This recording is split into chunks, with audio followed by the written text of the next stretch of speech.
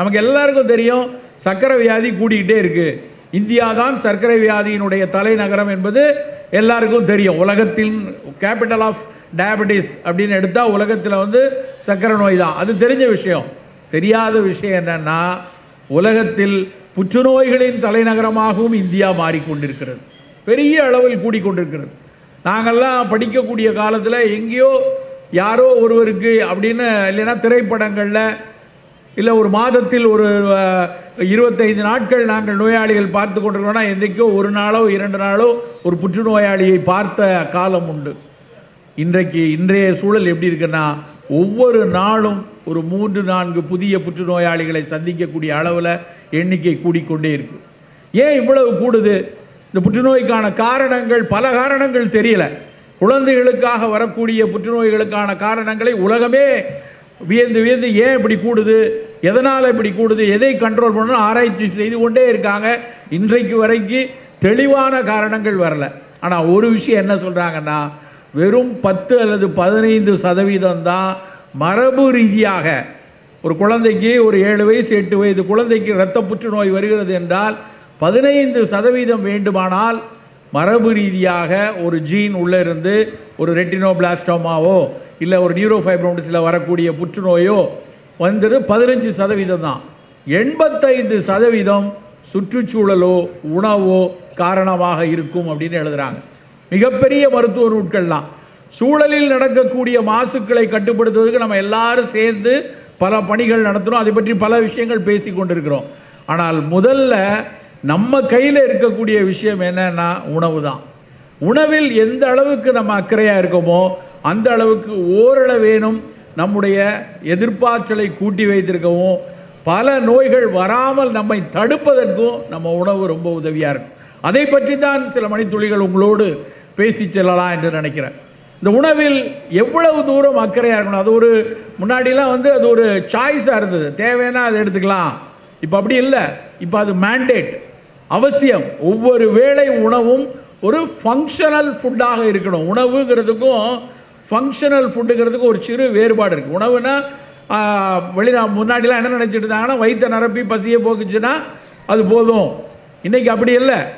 வயிற்றை நிரப்பி பசியை போட்டால் மட்டும் பத்தாது, ஏதாவது ஒரு வகையில் மருத்துவ குணத்தோடு தான் ஒவ்வொரு வேளை உணவும் இருக்கணும்.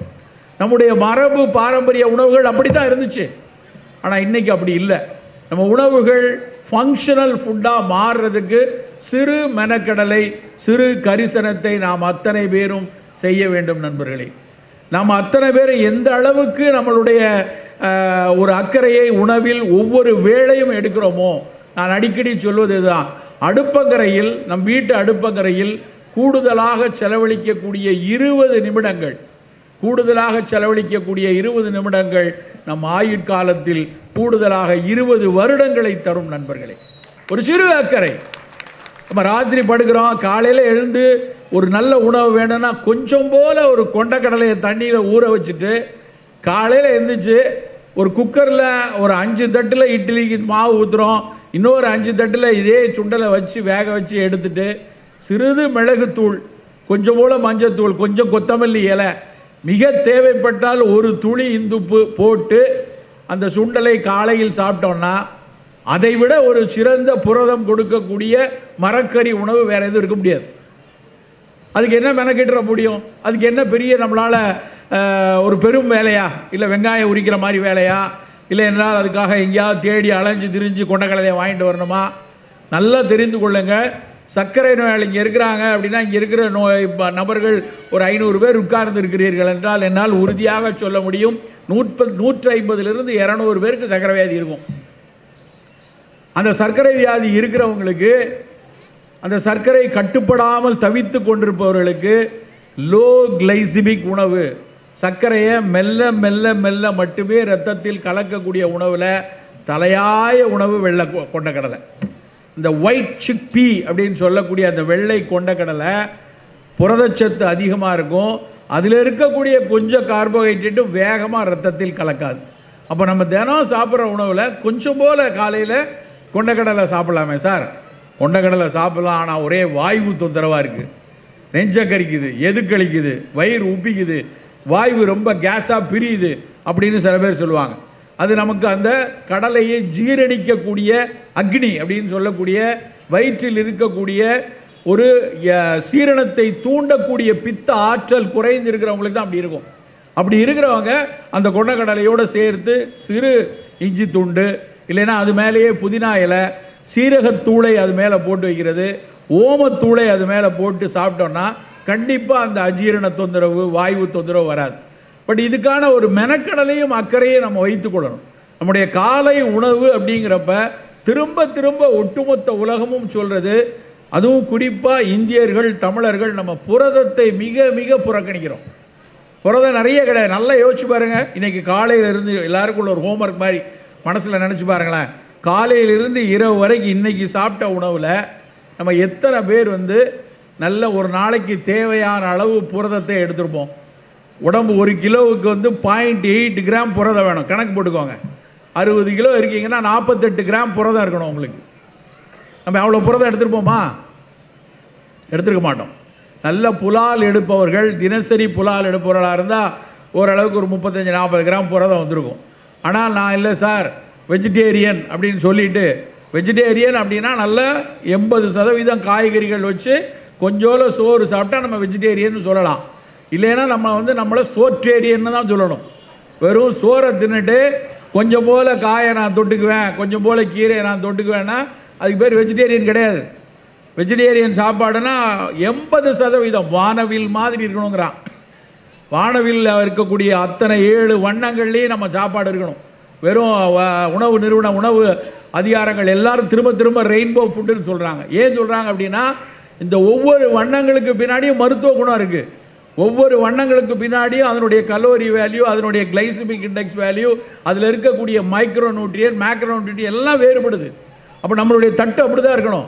நம்ம தட்டில் வெறுமன மல்லிகைப்பூ மாதிரி வெள்ளை வெளியேறுன 7 இட்லி, அதுக்கு நல்ல இவ்வளோன கட்டி சட்னி, அதுக்கு ஊற்றி கொள்ள சாம்பார்னு சாப்பிட்டோம்னா ஒரு காலத்துலேயும் நம்ம உடம்புக்கு எதிர்பார்த்தல் கூடாது. திரும்ப திரும்ப கோவிட் நமக்கு பல விஷயத்தை கற்றுக் கொடுத்துட்டு போயிருக்கு. கோவிட் காலத்தில் நாம் புரிந்து கொண்ட விஷயம் நிறைய, இழந்தது ஏராளம். நிறைய இழந்திருக்கோம். நம்மவர்களில் நிறைய பேரை நம்ம இழந்திருக்கோம். அது ரொம்ப வருத்தத்தக்க விஷயம். ஆனால் அது பல விஷயத்தை கற்றுக் கொடுத்துருக்கிறது. குறைந்தபட்சம் நம்ம அடுத்த தலைமுறைக்கு நாம் அதில் கற்றுக்கொண்ட விஷயத்தையாவது கொடுக்கணும். என்ன கற்றுக் கொடுத்துச்சு? திரும்ப திரும்ப மாவட்ட அதிகாரிகள்லாம் என்ன சொல்லிகிட்டே இருந்தாங்க, உங்களில் யாருக்கு கோமார்பிடிட்டி, அந்த வார்த்தை கோமார்பிடிட்டி யாருக்கு இருக்குது? கட்டுப்பாடு இல்லாத சர்க்கரை இருக்கா, கட்டுப்பாடு இல்லாத இரத்த கொதிப்பு இருக்கா, இதய நோய்கள் இருக்கா, புற்றுநோய்க்கு சிகிச்சை எடுக்கிறீங்களா, நீங்கள் கூடுதல் அக்கறையாக இருங்க, உங்களை தான் கோவிட் கொத்திரும் அப்படின்னு திரும்ப திரும்ப சொல்லி கொண்டிருந்தாங்க. கோவிட் மறைஞ்சிருக்கு. நல்லா புரிந்து கொள்ளுங்கள், கோவிட் மறைந்து இருக்கிறது. கோவிட் விலையெல்லாம் போல. இப்போ சமீபத்தில் ஒரு மாதம் 1.5 மாதத்துக்கு முன்னாடி ஒரு மிகப்பெரிய ஆர்டிக்கல் ஒன்று வந்திருக்கு. என்ன சொல்லியிருக்காங்க தெரியுமா? அந்த ஆர்டிக்கல் உடலினுடைய ஒவ்வொரு திசுக்கள்லையும், மூளையில், இதயத்தில், ரத்தத்தில், எல்லா இடத்துலையும் நம்ம பேசுகிறோமே ஸ்பைக் புரோட்டீன் இன்னுமே அது இருக்குது நம்ம உடம்புல. அப்போ ஏன் சார் நமக்கெல்லாம் மூச்சு திணறல் வரல, நம்ம எல்லாம் ஏன் ஹாஸ்பிட்டலில் போய் நிற்கலைன்னா, அந்த ஸ்பைக் புரோட்டீன் இருந்தாலும் நம்முடைய அடாப்டிவ் இம்யூன் சிஸ்டம் அதை எதிர்ப்பதற்கான நம்ம எதிர்ப்பாற்றல், அது ஹேர்ட் இம்யூனிட்டியில் மந்தை நோய் காப்பு மூலமாகவோ வேக்சின் மூலமாகவோ கிடைத்ததில் அதை கட்டுப்படுத்தக்கூடிய ஆற்றலில் இருக்கும்.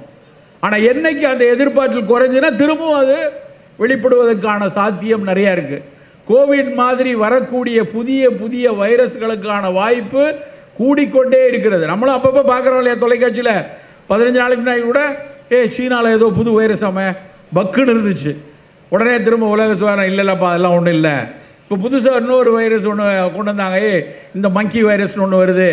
அப்போ எல்லாருக்கும் ஒரு பயம் வந்துச்சு. காலை உணவா நம்ம வீட்டில் குட்டி குட்டி பிள்ளைங்க இருக்காங்களா, புரதம் மிக அதிக அளவில் இருக்கணும். நல்லா கண்டிப்பாக ஒரு சுண்டல், ஒரு பாசிப்பருப்பு சுண்டல், ஒரு கொண்டக்கடலை சுண்டல், ஒரு பல தானிய சுண்டல், ஏதாவது ஒரு வகையில் ஒரு சுண்டல் கொடுங்க. காய்கறிகளை நிறைய துண்டாக்கி சாலடாக சாப்பிடக்கூடிய பழக்கத்தை கொண்டு வாங்க. சார் அதெல்லாம் நாங்கள் பழகினதே இல்லை. நான் ஒரு வாரத்துக்கு ஒரு 4 நாள் இட்லி மாவு அரைச்சி வச்சுருப்போம் உள்ள. தினம் காலையில் எடுத்து தோசை. பல வீட்டு பெண்களை கேட்டால் நீங்கள் இவ்வளோ நாள் என்ன சமைச்சிங்கன்னா 4,36,000 தோசை சுட்டிருக்கேன் சார். பல பெண்கள் அப்படியே தான் வாழ்க்கையை தோசை சுட்டே அழிச்சிருக்கக்கூடிய அளவில் நம்ம சமூகத்தை வச்சுருக்கோம். வேண்டாம், இட்லி தோசைங்கிறது வாரத்துக்கு ஒரு நாள் சாப்பிட்டுக்குவோம். மீதி நாட்களில் நல்ல இந்த மாதிரி சுண்டல் சூப்புனா முட்டு ஒரு 30 ml கடையில் ஹோட்டலில் கொதிக்க கொடுக்குறாங்க. அது வேண்டாம். சூப் தாய்லாந்து பகுதியெல்லாம் பார்த்தீங்கன்னா ஒரு பெரிய அகப்பையில் சாப்பிட்றாங்க, பெரிய போனியில் சாப்பிட்றாங்க. வயிறு நிரம்பும், நிறைய காய்கறிகள் போட்டு சாப்பிடலாம், தப்பு இல்லை. சார் இதெல்லாம் சங்க இலக்கியத்தில் சொல்லியிருக்காங்களா? நீங்கள்லாம் தமிழர்களுடைய மரபு உணவுகளை பேசுகிறவங்க, நீங்கள் என்ன சார் இதை சொல்கிறீங்கன்னு கேட்கலாம். தொன்மைக்கும் மரபுக்கும் ஒரு வேறுபாடு இருக்குது. தொன்மை அப்படியே இருப்பது, அதை போற்றி பாதுகாக்கணும். மரபு என்பது கிளைத்து கொண்டே வருவது, புதிய அறிவியலை உள்வாங்கி இதை நம் தமிழ் சமூகத்துக்கு ஏற்ற மாதிரி மேலே எப்படி கொண்டு வருவதுங்கன்னா மரபு. அப்படிங்கிற அடிப்படையில் உலகமே சொல்லக்கூடியது இந்த மாதிரி புரதச்சத்து உள்ள நிறைய காய்கறிகள் சேர்ந்த காலை உணவு நமக்கு இருக்கணும். புரதம் கம்மியாக இருக்கா, கொஞ்சம் 2 முட்டை சாப்பிட்லாம். முட்டை சாப்பிட மாட்டேனா, சோயா அது சேர்த்துக்கொள்ளுங்க. அப்படியான ஒரு புரத உணவு இருக்கும். நான் அப்படி பல மீட்டிங்கில் சொல்லும்போது, சார் கொஞ்சம் சுண்டல், கொஞ்சம் சூப்பு, கொஞ்சம் சோயா, 2 முட்டை, கொஞ்சம் நிலக்கடலை, கொஞ்சம் பாதாம் இப்படிலாம் சேர்த்துக்கிங்கன்னா, சார் இதெல்லாம் பிஃபோர் ஃபுட்டா ஆஃப்டர் ஃபுட்டா அப்படிமா? ஏன்னா இடையில இட்லி தோசை வடை இல்லைன்னா அது சாப்பிட்ட மாதிரியே இருக்காது. அப்படி இல்லை, இதுதான் உணவு, இப்படித்தான் காலை உணவு இருக்கணும். மதிய உணவில் சோறு குறைவாக இருக்கட்டும். பல நிறங்களில் நல்ல ஒரு பப்பாளி துண்டு வச்சுப்போம், சிவப்பு நிறத்துக்கு நல்ல பொன் மஞ்சளில் இருக்கக்கூடிய திணை அரிசியில் சோறு வைத்துக்கொள்ளலாம். கரு நீல நிறத்தில் இருக்கக்கூடிய நவ்வாப்பழமோ கத்திரிக்காயோ அதை எடுத்துக்கொள்ளலாம். இப்படி பல நிறங்களில் இருக்கக்கூடிய பச்சை நிறத்தில் நிறைய கீரை எடுத்துக்கொள்ளலாம். அப்படி உங்கள் தட்டு நிறைய காய்கறிகளை சாப்பிட்டு, புலால் வேணுமென்றால் மீனுக்கு முதலிடம் கொடுத்து மட்டனுக்கு முதலிடம் எடுத்துக்கிட்டு கோழியை கொஞ்சம் குறைவாக எடுத்துக்கலாம் வெயில் காலங்களில். அப்படியே கோழி எடுத்துக்கொள்ளாலும் கடக்நாத் கோழின்னு இருக்குது, கருப்பு கோழி, அது மிகச்சிறப்பு என்று பல மருத்துவத்தில் சொல்லி கொண்டிருக்கிறார்கள், அதை எடுத்துக்கொள்ளலாம். அப்படி உங்கள் உணவு இருக்கணும். இரவு உணவு என்பது, சர்க்கரை வியாதி இருக்கா, கண்டிப்பாக நம்ம சாப்பிட வேண்டியது சர்க்கரையை மெல்ல மெல்ல ரத்தத்தில் சேர்க்கிற குறைவான கிளைசிமிக் இண்டெக்ஸ் உள்ள உணவு மட்டும்தான் இரவில் சாப்பிடணும். அதில் மிகச்சிறந்த எக்ஸாம்பிள் கோதுமை ரவை உப்புமா. கோதுமை உடைத்த கோதுமை ரவையோ இல்லை சிறுதானியங்களில் வரகு சாமை வரை ரவை மாதிரி இருக்கணும். சிறுதானியம்னாலே உடனே கஞ்சி காய்ச்சி குடிச்சிடக்கூடாது. கஞ்சி காய்ச்சி குடித்தா அதுவும் சர்க்கரையை மேலே ஏற்ற தான் செய்யும். அதை நல்லா உடைத்த குருணையான ஒரு அரிசியாக வைத்துக்கொண்டு அதை இரவு உணவாக எடுத்துக்கொள்ளணும். ஸோ ஒரு நாளைக்கு சாப்பிடக்கூடிய உணவுகள் இப்படி திட்டமிடுங்க. தின்பண்டங்கள்னு எடுத்தால் அதில் சுண்டல் பிரதானமாக இருக்கட்டும். நிறைய நம்ம வீட்டில் செய்யக்கூடிய பஜ்ஜியோ வடையோ அதுலேயும் டிரான்ஸ்ஃபேட் வரும் நீங்கள் கொதிக்க வச்சிங்கன்னா. ஆனால் அதில் நம்ம யாரும் சோடியம் பென்சோவேட் போட மாட்டோம், அதில் யாரும் பொட்டாசியம் நைட்ரேட் போட மாட்டோம், அதில் மோனோசோடியம் குளூட்டமேன் போட்டு உங்கள் வீட்டில் சர்வ் பண்ண மாட்டீங்க. ஆனால் கடையில் விற்பனை செய்யக்கூடிய பாக்கெட்டுகள் விற்பனை செய்யக்கூடிய அத்தனை தின்பண்டங்களிலும் நொறுக்கு தீனிகளிலும் இந்த தேவையற்ற ரசாயனங்கள் கலந்திருக்கும். நண்பர்களே, இவை இல்லாத ஒரு ஆரோக்கியமான உணவை நம்ம தினம் நம்மளும் சாப்பிடணும், நம்முடைய குழந்தைகளுக்கும் கொடுத்துட்டு வரணும்.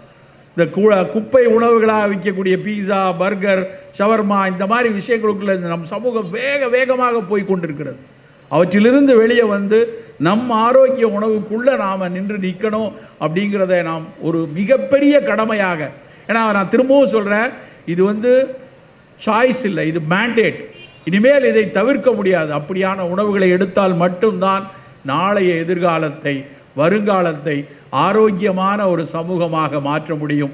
பெருவாரியாக புற்றுநோயும் சர்க்கரை நோயும் கூடிக்கொண்டிருக்கிற காலத்தில் தினம் தினம் நம் அடுப்பங்கரையில் கூடுதலாக 20 நிமிடங்களை மெனக்கிட்டு கரிசனத்தோடு உங்களுடைய உணவை தயாரியுங்கள். ஆயுட்காலத்தில் கூடுதலாக 20 வருடங்களை பெறுவீர்கள்.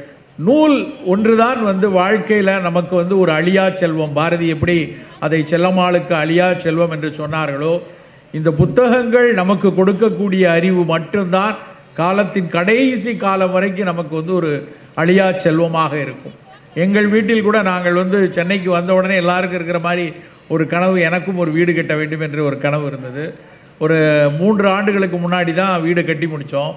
அந்த வீடு கட்டும்போது நான் என்னுடைய மனைவி அப்புறம் அதனுடைய பொறியாளர் எல்லாரும் உட்கார்ந்து பேசும்போது, வழக்கமாக வீட்டில் எத்தனை சமையலறை எங்கே இருக்கணும், படுக்கை அறை எத்தனை இருக்கணும், வீட்டினுடைய முகப்பு அறை எவ்வளோ இருக்கணும், வரவேற்பறை எப்படி இருக்கணும், இதை பேசுவாங்க. எங்கள் வீட்டில் நாங்கள் திட்டமிடும் போதே ரொம்ப முதல் விஷயமாக நான் சொன்னது, ஒரு தனி நூலகம் வேண்டும், எங்களுடைய அறையில் ஒரு நூலகம் வேண்டும். இன்றைக்கும் எங்கள் வீட்டில் யாராவது கெஸ்ட் வந்தாங்கன்னா முதல்ல அந்த நூலகத்தை கொண்டு போய் காண்பிப்பது என்பது ஒரு மகிழ்ச்சியான பெருமிதமான ஒரு விஷயமாக எனக்கு தோணும். உடனே என்ன இதில் ஒரு 250 ஸ்கொயர் ஃபீட் கூட போச்சுன்னா இவ்வளவு செலவாயிருமே, ஒரு படுக்கை அறையை குறைத்து விடலாம், அதுக்கு பதிலாக ஒரு நூலக அறை இருக்கட்டும் அப்படின்னு சொல்லி அதில் ஒரு இன்றைக்கு இதுவரை ஒரு 20-25 வருடங்களில் வாங்கிய ஒரு 6000-7000 புத்தகங்களை நான் சேமித்து வைத்து அதை ஒவ்வொரு முறையும் நான் வந்து என்னுடைய நண்பர்கள் வரும்போதெல்லாம் பார்த்து இதையெல்லாம் கட்டுரைகள், இதையெல்லாம் கதைகள், இதெல்லாம் சித்த மருத்துவம் சார்ந்தது, இதெல்லாம் நவீன மருத்துவம் சார்ந்தது, இதெல்லாம் நவீன அறிவியலாளர்கள் மூலிகைகள் பற்றி எழுதியது, இதெல்லாம் பெரியார்கள் எத்தனை பெரிய பெரிய அவர்கள் எழுதிய புத்தகங்களெல்லாம் பிரித்து பிரித்து அடுக்கி வைத்திருப்பதை பார்க்கும்போது எங்கள் வீட்டில் அணிகலன்களை விட இந்த நூலக புத்தகங்கள் தான் மிகப்பெரிய மகிழ்ச்சியாக நான் ஒவ்வொரு முறையும் பார்க்கும்போது சொல்லிக்கொண்டே இருப்பேன். அதை ஐயா அவர்கள் மிகச்சரியாக சொன்னார்கள். இங்கே உட்கார்ந்திருக்கக்கூடிய அத்தனை பேரிடம் வேண்டி கேட்கக்கூடிய முதல் விஷயம், உங்கள் வீட்டுக்கு செல்லும் பொழுது, உரை கேட்டு செல்லும் போது கையில் ஒவ்வொருத்தரும் குறைந்தபட்சம் 1-2 புத்தகமாவது இங்கிருந்து வாங்கி எடுத்து உங்கள் வீட்டுக்கு எடுத்து செல்ல வேண்டும். நம்ம நினைக்கிற மாதிரி புத்தகத்தை வாங்கிட்டு போனால் அதெல்லாம் வீணாயிரம், யார் படிக்க போகிறோம் அப்படிலாம் நினைக்காதீங்க.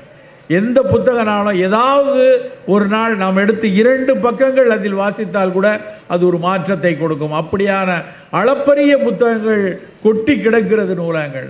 ஒரு முறை நான் வந்து சென்னையிலிருந்து தூத்துக்குடிக்கு விமானத்தில் செல்கிறேன்.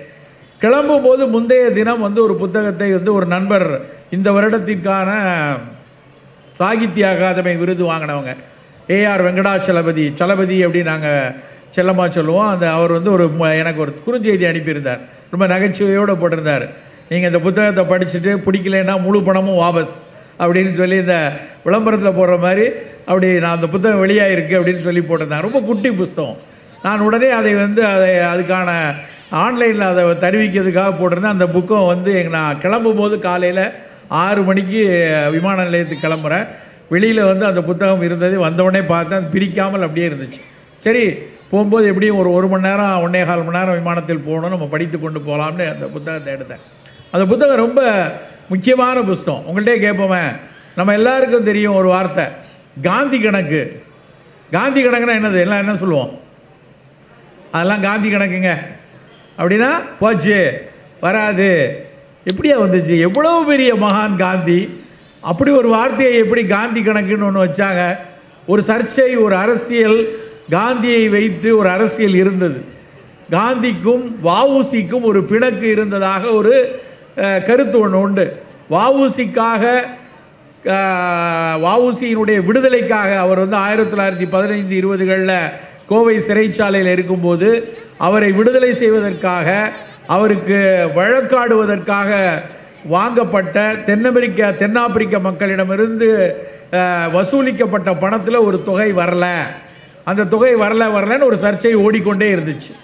அந்த பணம் வரலைங்கிறதுனால அதை வந்து காந்தி வந்து வஉசிக்கு கொடுக்கல, வஉசி கொடுக்காதனால அது வந்து காந்தி கணக்கு என்று சொல்லி கொண்டிருந்தார்கள். ஆனால் அது வந்து உண்மை அல்ல அப்படிங்கிறத தான் அந்த ஒரு புஸ்தகம், வஉசியும் காந்தியும் 342 ரூபாயும் 4 அணாவும், அதுதான் புஸ்தகத்தோட தலைப்பு. என்ன புஸ்தகத்தோட தலைப்பு? 342 ரூபாயும் 4 அணாவும், வஉசியும் காந்தியும். இது இங்கே இருக்கும் கண்டிப்பாக, காலச்சுவடு போட்ட புத்தகம், ஐஆர் சலபதி எழுதிய நூல். அது அந்த புத்தகத்தை வாசித்ததுக்கு அப்புறம், அந்த புத்தகத்தை 1 மணி நேரம் 1.25 மணி நேரம், சின்ன புத்தகம் தான், ஒரு 100 பக்கம் உள்ள புத்தகம். அந்த புத்தகத்தை வாசிக்க விமானத்திலேயே அப்படியே கண்ணீர் கொண்டுச்சு. அவ்வளவு ஒரு ஆவணங்களோடு எழுதிய ஒரு புத்தகம். காந்தியும் வஉசியும் கடிதங்கள்லேயே எழுதிட்டு வராங்க, லெட்டர் எழுதிட்டே வராங்க. காந்தி வந்து சென்னை ஐஸ் ஹவுஸுக்கு அவர் வந்து ஒரு காங்கிரஸ் கூட்டத்திற்காக வந்திருக்கிறார். அவரை பார்ப்பதற்காக வஉசி கடிதம் எழுதுகிறார். என்ன எழுதுகிறாரு? நான் உங்களை வந்து சந்திக்கணும், காலையில் எனக்கு ஒரு நேரம் கொடுக்க முடியுமான்னு கேட்குறாரு. காந்தி சொல்கிறாரு, 6 மணிக்கு எனக்கு காலையில் வந்துருங்க, ஐஸ் ஹவுஸில் பார்க்கலாம் அப்படிங்கிறார். உடனே வஉசி எழுதுகிறாரு, 6 மணிக்கு என்னால் வந்து சந்திக்க முடியாது. முதல் ட்ராம், அப்போ வந்து ட்ரிப்ளிகேன்லாம் ட்ராம் ஓடிட்டு இருந்த காலம், முதல் ட்ராம் 5:30 மணிக்கு தான் வரும். என்னால் ஊர்தி வைத்து வாடகை ஊர்தி எடுத்து நான் உன்னை வந்து சந்திக்க முடியாது. அந்த முதல் ட்ராம் பிடிச்சி வரணும்னா 6:30 மணி ஆயிரும்னு எழுதுகிறார். நல்லா யோசிங்க நண்பர்களே. இந்தியாவில் இலங்கைக்கு கப்பல் ஓட்டிய தமிழன் அவர், ஒரு கப்பலை கொடுத்தவர். அவரால் ஒரு வாடகை ஊர்தி எடுக்க முடியாத அளவுக்கு அவர் வந்து ஒரு வறுமையில் இருந்த காலத்தில் காந்திக்கு நான் வந்து 6:30 மணிக்கு வரேன், 6:30 மணிக்கு நான் வந்து உங்களை வந்து சந்திக்கிறேன் அப்படின்னு சொல்கிறார். அது மாதிரி அப்புறம் திரும்ப அவர் எழுதுறார், சரி சரி நீ வா 6:30 மணிக்கு வந்து பாரு அப்படின்னு சொல்லி. அந்த கடித போக்குவரத்துகளில் காந்திக்கு வந்து இவர் வஉசிக்கு கடிதம் வஉசி எழுதுறார், எனக்கு நீங்கள் கொடுத்த 342 ரூபா பணம் வந்தாச்சு, நான் அதில் 100 ரூபாய்க்கு வந்து புத்தகங்கள் வாங்கி டைப் எந்திரங்கள் வாங்கியிருக்கிறேன், மீதி ரூபாய்க்கு சில அச்சு எந்திரங்கள் வாங்கியிருக்கோன்னு அந்த கடிதம் எழுதிய ஆவணத்தை, அரசு ஆவணத்தை வஉசி எழுதிய அரசு ஆவணத்திலிருந்து அதை எடுத்து அந்த புத்தகத்தில் சலபதி எழுதுகிறாரு. அப்படியெல்லாம் எந்த விதமான பிணக்கும் கிடையாது, முழு தொகையும் இதில் பெற்றுவிட்டாச்சு அப்படிங்கிறத எழுதி அந்த புத்தகம் முடியுது. என்ன முக்கியம்னா ஆவணங்கள் மிக மிக முக்கியம், ஆவணப்படுத்துதல் எவ்வளவு முக்கியம். பாரதி கிருஷ்ணகுமார் சார் வந்து வெகு சமீபத்தில் ஆற்றிய ஒரு உரை முகநூலில் பெரிய அளவில் வெளியே வந்துச்சு. மறுபடி அவர் சொல்கிறது, தமிழன் ஆவணப்படுத்திய தவறுனால தான் நிறைய நேரத்தில் நம்ம தொய்வில் இருக்கோம், கிரேக்கர்களும் ஐரோப்பியர்களும் ஆங்கிலேயர்களும் ஆவணப்படுத்திய அளவுக்கு நம்ம ஆவணப்படுத்துறதுல கொஞ்சம் ஒரு சுணக்கமாக இருந்திருக்கிறோம் என்று அவர் எழுதியிருப்பார். ஆவணப்படுத்தல் எவ்வளோ முக்கியம் எழுதியிருப்பார். அந்த ஆவணங்களின் அடிப்படையாக அந்த வஉசி எழுதிய கடிதத்தை வைத்து அப்படி ஒரு காந்தி கணக்குன்னு ஒரு சொல்லே தப்பு, அப்படியான விஷயம் பொய் என்று நிறுவியவர் வந்து ஏஆர் சலபதி அவர்கள். இது எப்படி தெரிஞ்சுது இந்த விஷயம்? எப்படி உங்களுக்கு நீங்கள் காந்தி கணக்குனோடனே ஆமாம் சார் அது வராத போனோன்னு எல்லாரும் சொல்கிறீங்க, ஆனால் அது அப்படி அல்ல, அது பொய்மை, அது ஒரு குற்றச்சாட்டு, பொய் என்பது அந்த நூல் படித்ததனால் மட்டும்தான் எனக்கு தெரிந்தது. அதனால்தான் நண்பர்களை வாசியுங்கள், வாசித்தால் மட்டும்தான் பல்வேறு நூல்களை வாசிக்கத்தான் நம்முடைய அறிவு பெருகும். ஒரு ரொம்ப முக்கியமான விஷயம், இந்த வாசிப்பை எனக்கு கற்றுக் கொடுத்ததுக்கும் இந்த காஞ்சிபுரத்துக்கும் ஒரு பெரிய சம்பந்தம் உண்டு. காஞ்சிபுரத்தில் இலக்கிய வட்டம் என்று ஒன்று நடந்து கொண்டிருந்தது. நாராயணன் என்று ஒருத்தர், அவர் வந்து இங்கே உங்களை எத்தனை பேருக்கு அவருக்கு தெரியும்னு தெரியல, தெரியுமா? அந்த கையக்காரர் மகிழ்ச்சியாக இருக்குது. அந்த நாராயணன் நடத்திய இலக்கிய வட்டம், சென்னையிலிருந்து நாங்கள் நண்பர்கள் வருவோம். அவர் என்ன பண்ணுவார்னா, கிழக்கு பதிப்பகத்தில் எல்லாம் ஒவ்வொரு அச்சகத்தார் கொடுக்கக்கூடிய 25% தள்ளுபடியில் அந்த புத்தகத்தை வாங்கி கடனுக்கு அந்த புத்தகத்தை கொடுப்பார். 100 ரூபா புத்தகத்தை 3 தவணையில் பணம் கட்டலாம், 30 ரூபாயா தவணையில் கட்டலாம். அப்படி தவணையில் நல்ல நல்ல புத்தகங்களை வாங்கி கொடுத்து பல பேரை வாசிக்க வைத்த ஊர் உங்கள் ஊர் காஞ்சிபுரம் நண்பர்களே. அந்த ஊரில் தான் முதலில் இலக்கிய வட்டம் நடந்துச்சு. அந்த இலக்கிய வட்டத்துக்கு இன்றைக்கு பேசக்கூடிய, இன்றைக்கு பெரிய இடங்களில் பல நூல்கள் எழுதக்கூடிய பல அறிஞர்கள் அவருடைய வீட்டிற்கு வந்து அந்த புத்தகத்தை படித்து, அவர் வீட்டில் நூலகத்தை படித்து திரும்பி அவர்கள் ஏராளமான பேர் உண்டு. அவர்களில் நானும் ஒருவன். 25 வருடத்துக்கு முன்னாடி இங்கே வந்து வாங்கி படிச்சிருக்கோம். அவ்வளவு தூரம் நூல்கள் ஒரு மனிதனை வந்து பெரிய அளவில் மாற்றும். அங்கே வந்ததுக்கப்புறம் தான் மாற்று அறிவியல், மாற்று கருத்துக்கள், உலகை உலுக்கிய பல்வேறு தத்துவங்கள், பல்வேறு ஆசிரியர்கள் பற்றிய பல்வேறு கூட்டங்கள், அவர் நடத்திய கூட்டங்களில் தான் எங்களுக்கு தெரிய வந்துச்சு. அதனால் புத்தக கண்காட்சி என்பது வெறும் பொருள் காட்சி அல்ல. போய் இப்படியே கையை கட்டி எல்லாத்தையும் பார்த்துட்டு வெளியே வந்து ஒரு வடை பஜ்ஜி ஐஸ்கிரீம் வாங்கி சாப்பிட்டுட்டு போகிறதுக்காக இங்கே வரல. நீங்கள் ஒவ்வொருவரும் ஏதாவது ஒரு 3-4 புத்தகங்கள் உங்களுக்கு பிடித்த எளிய நூல்களை வாங்கி உங்கள் வீட்டுக்கு எடுத்து செல்லுங்கள். இது முதல் செய்தி. என்னடா உணவு பற்றி பேசுவார், தான் சிறுதானியம் பற்றி பேசுவார், ராகி சேமியா எப்படி கிண்டலான்னு பேசுவார், அதுக்கு பதிலாக இவர் பாட்டுக்கு வந்து புத்தகம் வாங்குன்னு சொல்கிறாருன்னு நினைக்கலாம். புத்தக கண்காட்சியில் நம் முதல் பசியை ஆற்ற வேண்டியது அந்த நூல்கள் தான். இந்த நூல் கொடுக்கக்கூடிய நம்முடைய அறிவு பசிக்கு அது கிடைத்தால் மற்ற எல்லா விஷயத்தையும் நாம் மேம்படுத்தி கொள்ளலாம். நன்றி, வணக்கம்.